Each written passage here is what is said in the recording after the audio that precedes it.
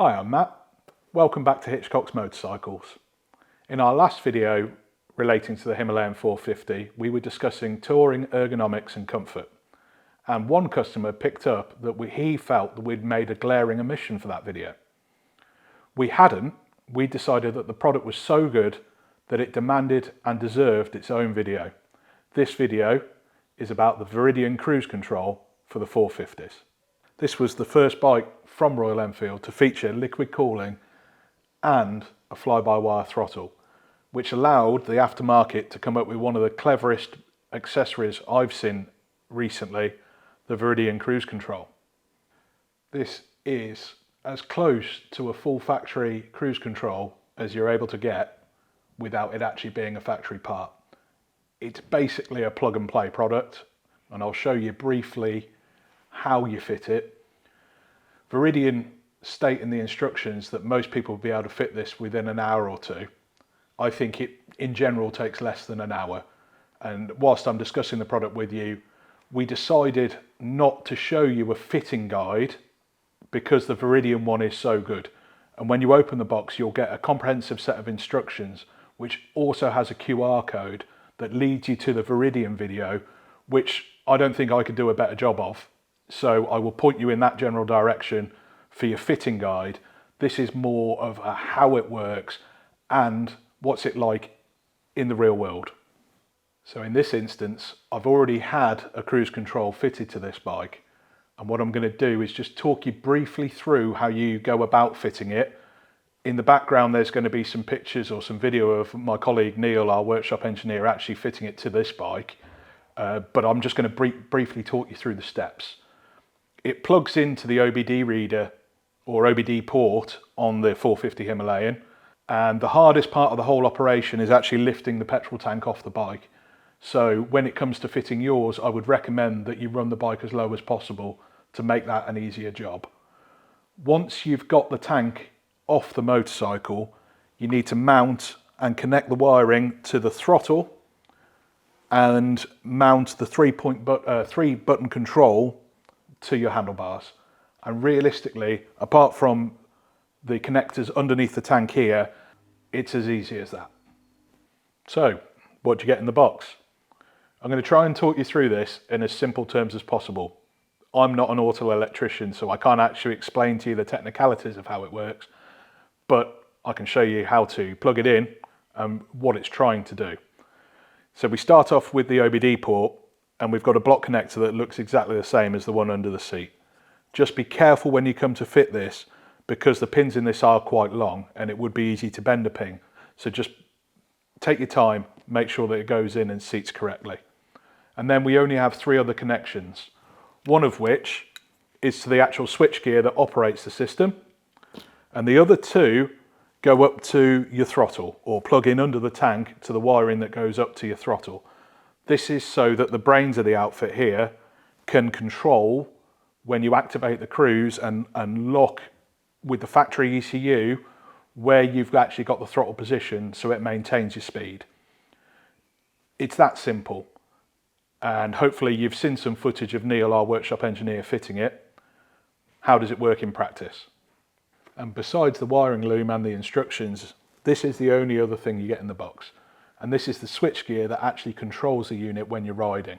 I'll go into more detail of what the buttons do and how they work in practice when I'm actually showing you using it on the bike. But just to briefly say that you've got a 3-button activation, an activation, a cancel, and a plus button, which means that you can increase and decrease the speed whilst you're actually in cruise control, which is handy for when you're in stop-start traffic and you're trying to keep up with the flow of traffic on your commute. The only other thing to mention is how you deactivate the cruise control, which is one of the fundamental reasons why this unit is so smart and clever, because from a safety point of view, you don't want to have to be pressing buttons to be able to cancel it or whatever. This machine will cancel it in several options. If you activate the clutch, if you activate either of the 2 brakes, the front or the rear brake, or if you roll the throttle by more than 5%, it will cut the cruise control. So it's as safe as a factory cruise control. And for the eagle-eyed amongst you, this is our new folding brake lever. which is of course available on the website. So that's everything I've got to say in regards to how you fit it and what you actually get in the box. How do you use it? Well, let's get out on the bike and I'll take you up the road and I'll show you it in action. Okay guys, so we've talked about how this works in theory, but how does it actually work out on the bike? So what I've done is I've got our 450 test bike out, and we're just going to run around the block and show you the cruise control in operation.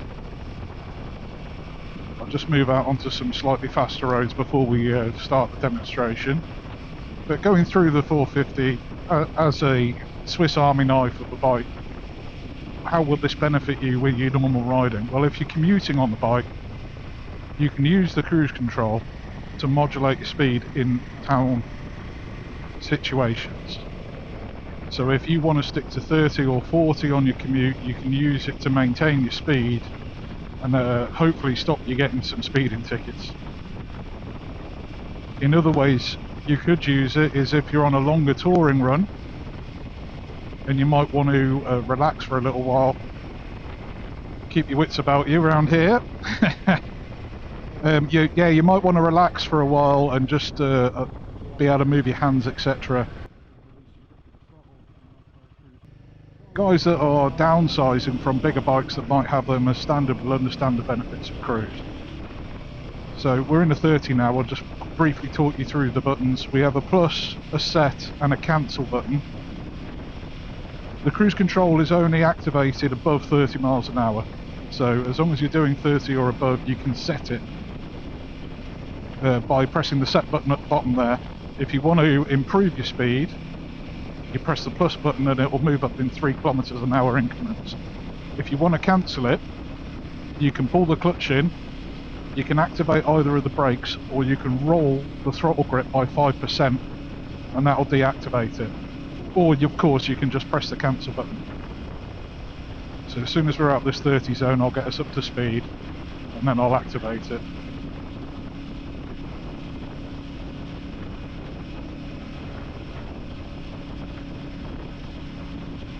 A few signs there, we'll just check behind, make sure everything's good, and we're away. A cyclist ahead, so I'll just be a bit cautious, but let's just set ourselves at 46. There we are, we're away. So I can completely take my hand off the throttle and it will maintain that. If I want to go a bit quicker, I can just press the plus button there and it will slowly start upping the speed.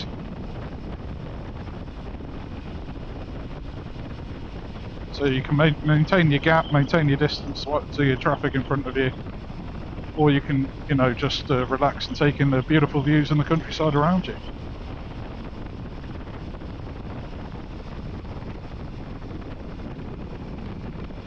On longer rides, when I'm doing motorway runs, potentially if I'm going up to Scotland or something like that, and you've got big couple of hours schleps in between breaks, I find cruise control absolutely invaluable. It doesn't mean obviously that you can take your eye off the road or anything like that, but it does mean that there's one less thing to worry about and you can sort of maintain your pace, which is, sort of useful on longer runs.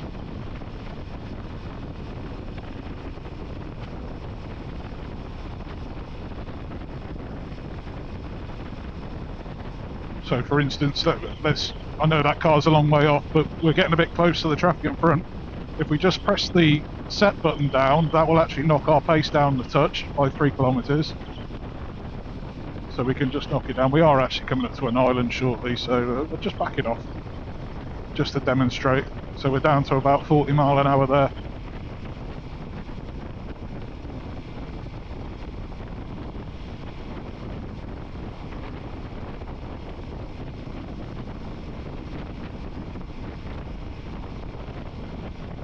It's a really simple system to use. It's not like your factory setups where you'll get screen notifications or anything like that. It's not quite that clever, but it's as close as you're going to get for an aftermarket solution.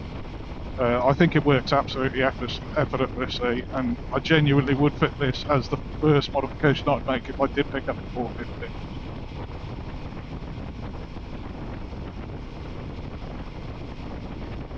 And just talking briefly about the bike, I mean, I've been so impressed with this little bike since it was launched. It really was a good step up to the 411, which I've discussed in other videos. It's still got that Himalayan feel about it every time I ride it. It's not quite the same as a 411, and I do accept that some 411 owners haven't quite taken to this bike like they did the 411. It's missing something, but as an all-round package, for me, this is actually the better package, because it's just effortless. It's really easy to ride, and it's good fun. You know, it's just got that little bit more power where you can put on overtakes in a safer environment, etc. So just get it into top gear. If I wanted to, I could press the plus button and it would go back to the previous speed. But what I'm going to do is just press the cancel button, so it forgets what it's already learned, and now I want to set it again. I just press the set button. And there we are. We're away.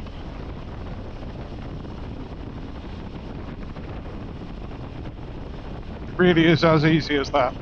If I wanted to go faster, I just press the plus button. And if I want to just back it off, I just press that down a couple of times. And it's as simple as that. It's very windy today, so I hope that you can, like, the audio is okay and you can hear me. But yeah, this was just a quick demonstration of what it's actually like in use. And I hope that's interesting to you. What I'll do now is we'll get back to HQ to summarise. So I'll leave you with the sound of the bike, and I'll speak to you when we get back.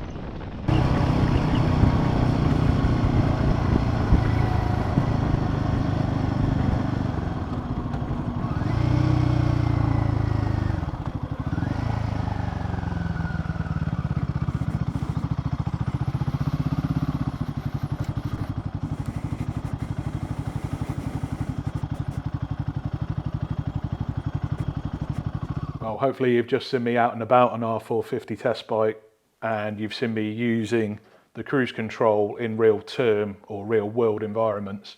And I hope it gives you a better idea of how it actually works in principle.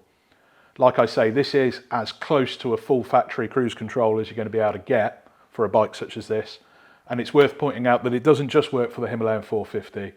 You can also use this on the Gorilla 450, its sister bike. So if you've got one of those and you're looking to commute on that bike and you feel like a cruise control could be useful to maintain your speed on your commute, or if you're using it for motorway miles, you know, with a 450 Himalayan because you're going touring and further afield, I really do think that this product's a no-brainer. For me, if I was to order a 450 Himalayan, this would be the first thing on my list to do when I purchase the bike, and I would probably have this ordered before the bike was delivered. It's, as we've shown you, it's really, really easy to fit. I think people that have got a basic confidence, maybe you service your own bike or whatever, you could easily manage to do this. If you do have any questions, please feel free to get in touch with us in the usual manner. I'm trying to answer all the comments on the YouTube videos as they come in. So if you do have any questions, drop them down there, or you can give me an email and I'll try and give you as good an answer as I can. All of the details for the product that you've seen in this video are below the video in a link. And thank you very much for watching. We'll see you next time.